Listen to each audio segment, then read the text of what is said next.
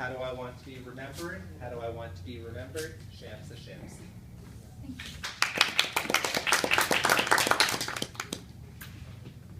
How do I want to be remembered?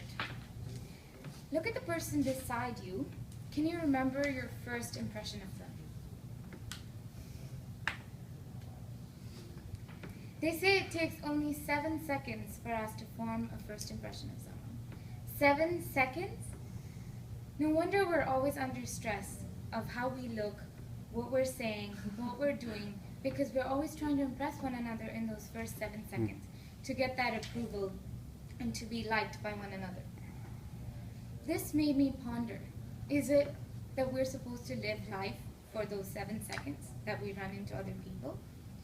Maybe not. Today, I encourage you to think about how you want to be remembered. And while doing this, I want to address 2 topics that go with that. The first being judgment, and the second being death. Judgment, like all other things, starts from within. We are the worst critics of ourselves. We look inside and we know what's wrong. We can see flaws other people don't see all the time. Especially if you go into the girls' washroom, you can see it quite a lot. Just yesterday, I was observing people watching and saw so many girls checking themselves in the mirror 10 times before they left the washroom. Because we're constantly trying to have that look and that way to impress other people. And so when we judge ourselves, we get depleted of our true power. And ever since I was young, I would always hear, what will people say? What will people think? And then for a large chunk of my life, I followed that. And I was a goody two-shoes for a lot of that, missing out on so many cool stories I could have told otherwise. But as I thought of the great leaders like Nelson Mandela, Mahatma Gandhi, and Mother Teresa, I really wondered whether they were bothered being judged in the first 7 seconds that they were seen. One spent a quarter of a century in jail. The second was a small, tiny man who was bald and wore a white wrap around him, talking about world peace. And the third was a woman who would take care of people in society that no one else wanted to even look at twice. Did these people really care about their first impression? I realized that probably more than half those things that those souls said were not even understood by the general public. But what happens when they pass away?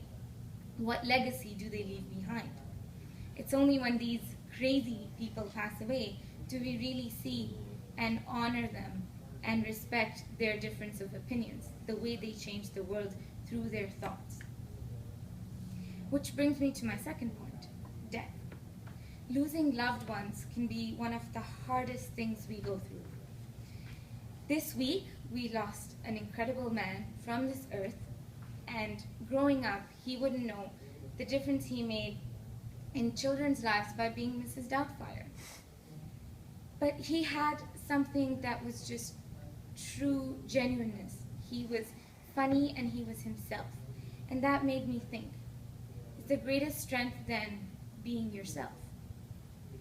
As for the first 7 seconds, whatever you do, do it for yourself. People who shine from the inside don't need a spotlight. So that's the best first impression you can give, by being comfortable within who you are. We're here for a limited time, so let's ask ourselves, how do I want to be remembered? And how are you going to be committed to being that person that you want to be remembered? As Rumi said so beautifully, live where you fear to live, destroy your reputation, be notorious. Thank you.